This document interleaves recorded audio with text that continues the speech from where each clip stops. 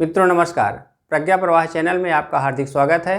आज हम लोग धर्मनिरपेक्षता का स्वरूप, भारतीय समाज एवं राजनीति, इस पर चर्चा करेंगे।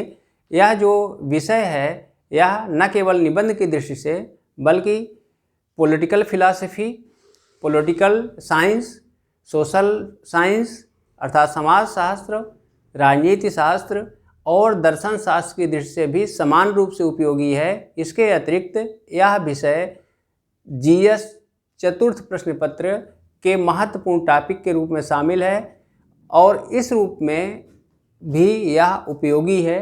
अब हम इसकी शुरुआत करते हैं एक ऐसे उदाहरण से जो धार्मिक सहिष्णुता, सर्वधर्म समभाव के क्षेत्र में भी उपयोगी है।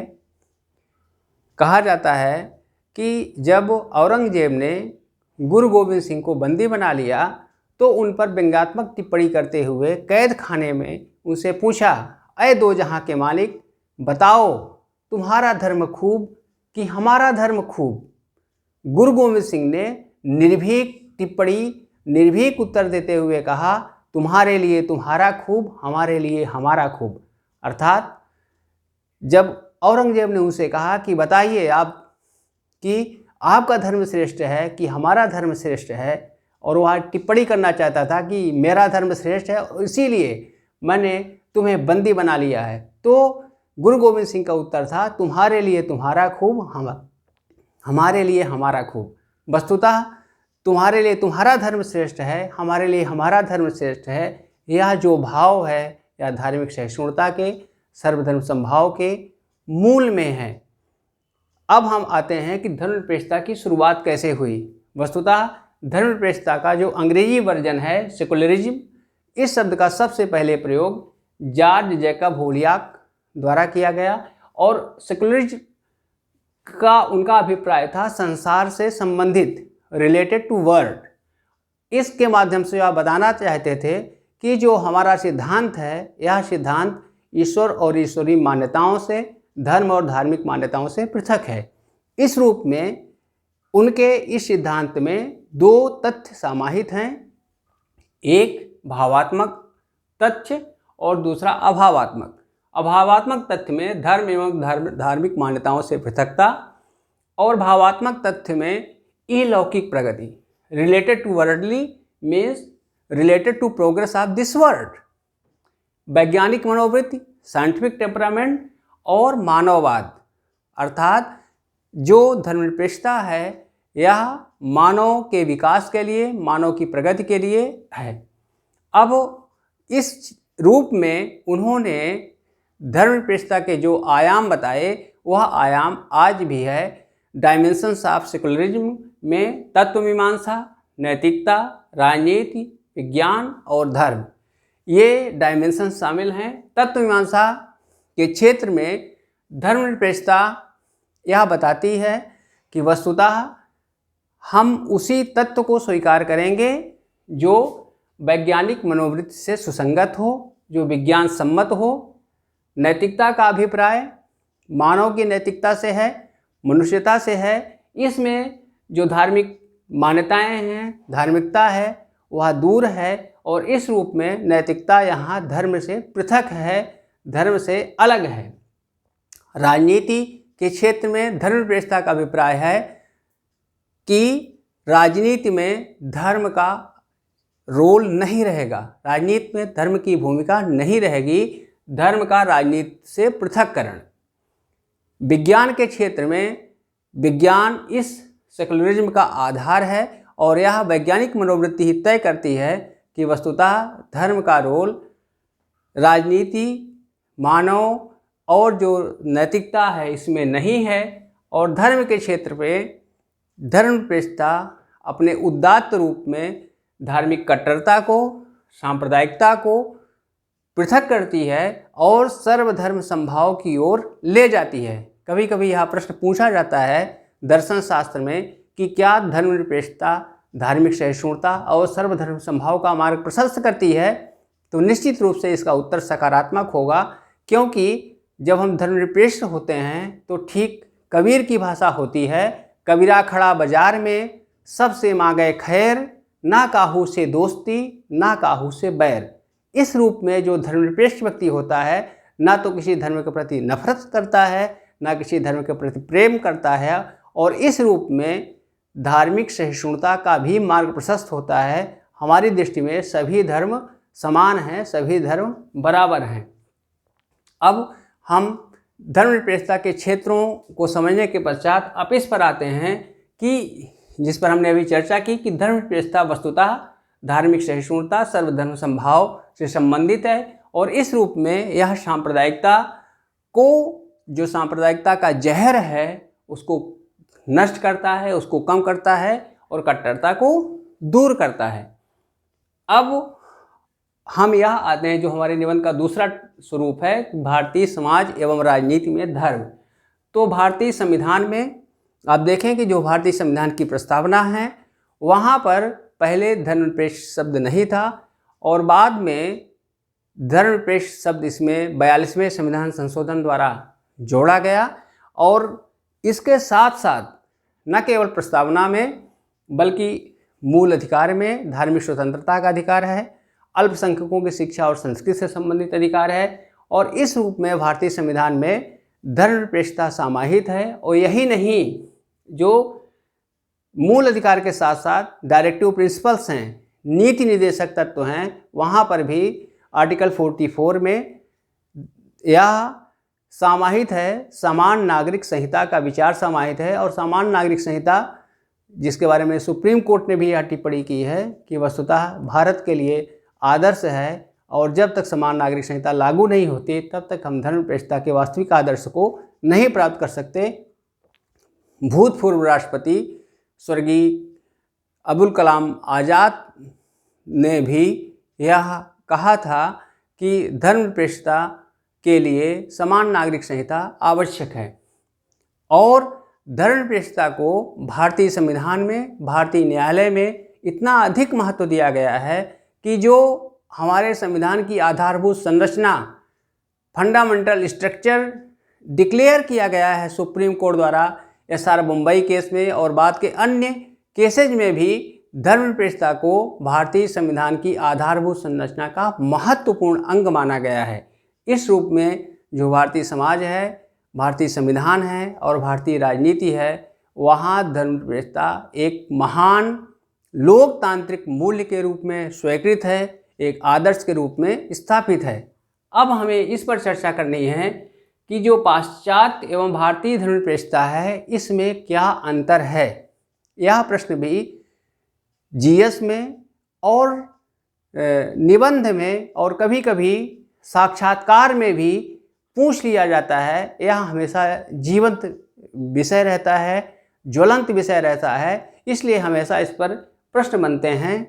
तो हम देखें कि वस्तुतः जो भारतीय धर्मनिरपेक्षता है और जो पाश्चात्य धर्मनिरपेक्षता है, उस पर अंतर का आधार क्या है, अंतर का कारण क्या है। अंतर का कारण यह है कि जो पाश्चात्य धर्मनिरपेक्षता आई, वह वस्तुतः चर्च एवं राज्य के झगड़े के परिणाम स्वरूप उत्पन्न हुई। एक तरफ चर्च की प्रभुसत्ता थी और दूसरी तरफ राज्य की प्रभुसत्ता थी। दोनों में इतनी टकराहट हुई कि वस्तुतः धर्म को राज्य से पृथक करने के लिए आंदोलन हुआ। फ्रांसीसी क्रांति में स्पष्ट घोषणा की गई कि चर्च को राज्य में हस्तक्षेप नहीं करना है। इस रूप में अगर हम देखें तो भारतीय समाज में, भारतीय राजनीति में कभी ऐसा नहीं हुआ कि चर्च या जो धार्मिक संस्थाएं हैं और जो राजनीति है, यह परस्पर झगड़ा इनमें हुआ हो और फिर जा कर के एक पृथकता की बात कही गई हो। दूसरा, समाज एवं संस्कृति। अगर हम पाश्चात्य समाज और संस्कृति की तुलना भारतीय समाज और संस्कृति से करें तो वस्तुतः जो भारतीय समाज और संस्कृति है, यह सर्वसमावेशी संस्कृति है। यहाँ पर ऋग्वेद में ही समगच्छध्वम संवदध्वम संभो मनांसि जानताम समानो मंतः समिति समानी समानम मनः सह चित्त मेषाम, कि हम साथ साथ चलें, हमारे विचार समान हों, साथ साथ बोलें, साथ साथ तेज को धारण करें, हमारे विचार समान हो, हमारी समिति समान हो। और इस रूप में यह जो संस्कृति रही है भारतीय समाज की संस्कृति, यह वसुधैव कुटुंबकम की संस्कृति रही है, पूरे विश्व को परिवार मानने की संस्कृति रही है। तो जब हम विश्व को परिवार मानते हैं तो जो अन्य धर्म हैं उन धर्मों को भी अपने परिवार का महत्वपूर्ण अंग मानते हैं, और इस रूप में यह जो संस्कृति है वह समावेशी संस्कृति है। और यही कारण है कि हमारे भारतीय संविधान के मूल कर्तव्यों में सामाजिक संस्कृति के रूप में इस संस्कृति का आदर करने का, इस संस्कृति का पालन करने का प्रावधान किया गया है। तो ये दो महत्वपूर्ण आधार हैं जिन आधारों पर भारतीय समाज और जो भारतीय धर्मनिरपेक्षता है, जो पाश्चात्य धर्मनिरपेक्षता है, इनमें अंतर होता है। और इसी अंतर को स्पष्ट करते हुए हम 2-3 विचारकों के द्वारा अपने मत को पुष्ट कर सकते हैं। जैसे डॉक्टर राधाकृष्णन ने स्पष्ट रूप से कहा कि यहाँ जो धर्मनिरपेक्षता का अर्थ लिया जा रहा है यह धर्म विरुद्धता से नहीं है जैसा कि पाश्चात्य दर्शन में है, बल्कि यहाँ पर धर्मनिरपेक्षता का आशय धार्मिक सौहार्द, धार्मिक प्रेम, धार्मिक मैत्री से है। इसी को आबिद हुसैन ने इंडियन कल्चर में स्पष्ट किया है कि भारतीय धर्मनिरपेक्षता सर्वधर्म समभाव के रूप में पल्लवित, पुष्पित और फलित होती है। यूजीन स्मिथ ने भी भारतीय संविधान के परिप्रेक्ष्य में कहा है कि वस्तुतः भारतीय संविधान जो धर्मनिरपेक्ष राज्य की कसौटी है उस पर खरा उतरता है, क्योंकि यहाँ राज्य का ना तो कोई धर्म है और नागरिकों पर धर्म के आधार पर भेदभाव नहीं किया जाता है। न केवल धर्म के आधार पर बल्कि धर्म, मूल, वंश, जात इत्यादि के आधार पर यहाँ भेद का निषेध है। और इस रूप में जो भारतीय धर्मनिरपेक्षता है वह भारतीय समाज और संस्कृति के हिसाब से ढली है, संस्कृति के हिसाब से पली है और संस्कृति के हिसाब से बढ़ रही है। अब हम इस पर आते हैं कि वस्तुतः जो धर्मनिरपेक्षता का आदर्श है और जो धर्मनिरपेक्षता का यथार्थ है, इन दोनों में कितना संतुलन है, इन दोनों में कितनी साम्यता है, कितनी वैषम्यता है, कितनी गैपिंग है। हम देखते हैं कि जो आदर्श है वह आदर्श हमारे संविधान में, हमारे समाज में, हमारी राजनीतिक व्यवस्था में स्वीकार की गई है। हमारे संविधान की प्रस्तावना में ही भारत को धर्मनिरपेक्ष राज्य के रूप में घोषित किया गया है, मूलाधिकार में है, नीति निर्देशक तत्वों में है। और इस रूप में जो और सुप्रीम कोर्ट ने भी धर्मनिरपेक्षता को बेसिक फंडामेंटल इंफ्रास्ट्रक्चर के रूप में, बेसिक इंफ्रास्ट्रक्चर के रूप में स्वीकार किया है, आधारभूत संरचना के रूप में स्वीकार किया है। किंतु क्या यथार्थ में भी भारत और भारतीय राजनीति और भारतीय समाज आदर्श धर्मनिरपेक्ष राज्य के रूप में क्रियान्वित हो रहा है, संचालित हो रहा है, आगे बढ़ रहा है? इस प्रश्न के दोनों उत्तर हो सकते हैं, सकारात्मक भी, नकारात्मक भी।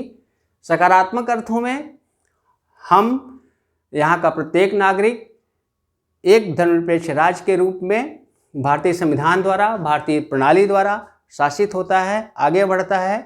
किंतु इसके कुछ नकारात्मक तथ्य भी हैं, जिसमें सांप्रदायिक दंगे आते हैं, धार्मिक आधार पर विद्वेष होता है, धार्मिक आधार पर झगड़े होते हैं, भिन्न भिन्न सांप्रदायिक दंगे, भारत विभाजन से लेकर के गुजरात दंगे, अभी मुजफ्फरनगर दंगे, और इस रूप में भागलपुर दंगे, इंदिरा गांधी की हत्या के पश्चात जो सिखों पर अत्याचार हुए, ये सारे के सारे यह बताते हैं कि वस्तुतः जो धर्मनिरपेक्षता है अपने आदर्श रूप में आगे नहीं बढ़ पा रही है।